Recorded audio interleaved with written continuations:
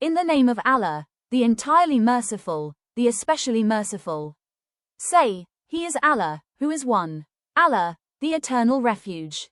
He neither begets nor is born, nor is there to him any equivalent. This surah was revealed during the earliest period at Mecca when detailed verses of the Qur'an dealing with the essence and attributes of Allah Almighty had not yet been revealed, and the people, hearing the Prophet's invitation to Allah, wanted to know what his God, whose worship and service he was calling them to, was like.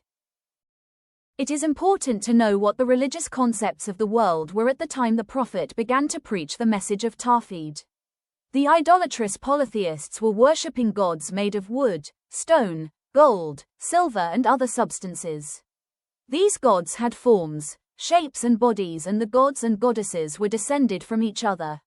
No goddess was without a husband and no god without a wife. They stood in need of food and drink, and the devotees arranged these for them. A large number of the polytheists believed that God assumed human form, and there were some people who descended from him. Although the Christians claimed to believe in one God, they also believed that the God had at least a son, and that the Father, Son and the Ghost also had the honor of being associated with the Godhead to such an extent that God had a mother and a mother-in-law as well. The Jews also claimed to believe in one God, but the God too was not without physical, material or other human qualities and characteristics. He went for a stroll, appeared in human form, wrestled with a servant of his, and was father of a son, Ezra. In addition to these religious communities, the Zoroastrians, fire worshippers and the Sabians, star worshippers, also existed. Under such conditions, when the people were invited to believe in Allah, the one, who has no associate, it was inevitable that questions arose in their minds as to what kind of God he was, who was the one and only, and whose invitation to believe in him was being given at the expense of all other gods and deities.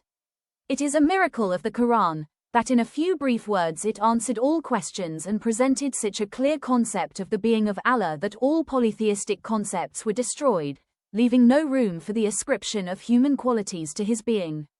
That is why the Prophet, pbuh, held this surah in such great esteem.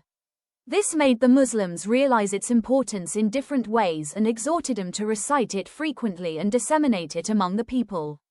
It states the foremost and fundamental doctrine of Islam, Tawhid, in 4 brief sentences, impresses on human memory and can be read and recited easily.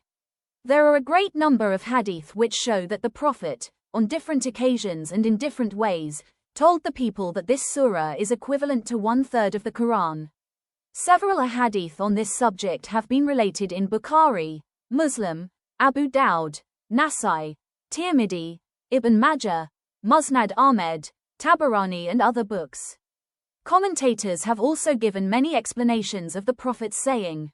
In Abul al-Mawdudi's opinion, it simply means that the religion presented by the Qur'an is based on 3 doctrines: Tawhid, Risalat and the hereafter. This surah teaches Tawhid, pure and undefiled. Therefore, the Prophet, pbuh, regarded it as equal to 1/3 of the Qur'an.